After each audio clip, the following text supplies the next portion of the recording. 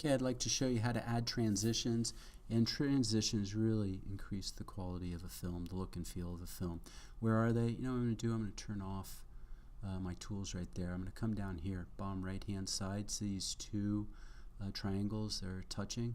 Go ahead and click on that. You're going to see, just like titles, there's all sorts of different transitions in here.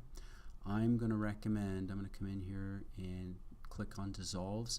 This one here, cross dissolve, and this one here, fade to color.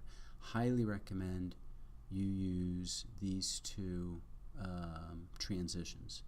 And the reason is, same as before, they're very professional and they don't distract the viewer from your film. I usually use fade to color in the beginning of when I come into a film, when I leave the film, and between different scenes. I usually use cross dissolve. On this particular one, since they're all different stories, the 5 different scenes, I've been using fade to color. It fades in and then fades out. You don't even have to worry about thinking about whether you're entering or leaving. It automatically does it for you. So how do you make it work? It's as simple as click, hold, drag, and I'm going to put one up here in the front of the title.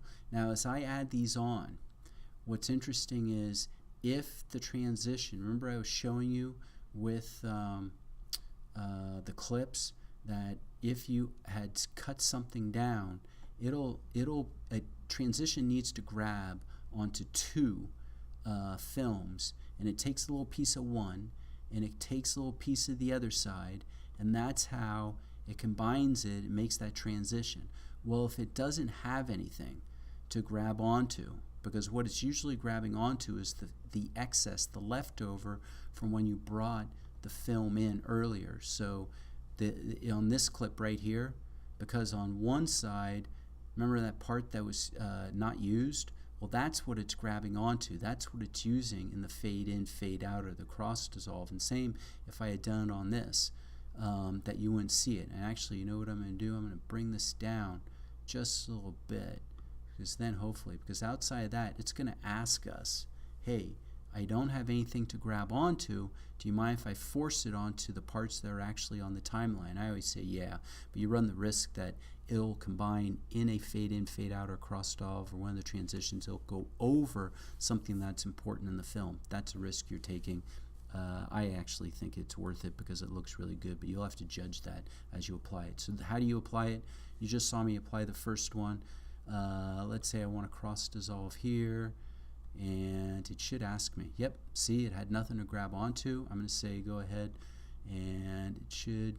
I'm going to put a cross dissolve there.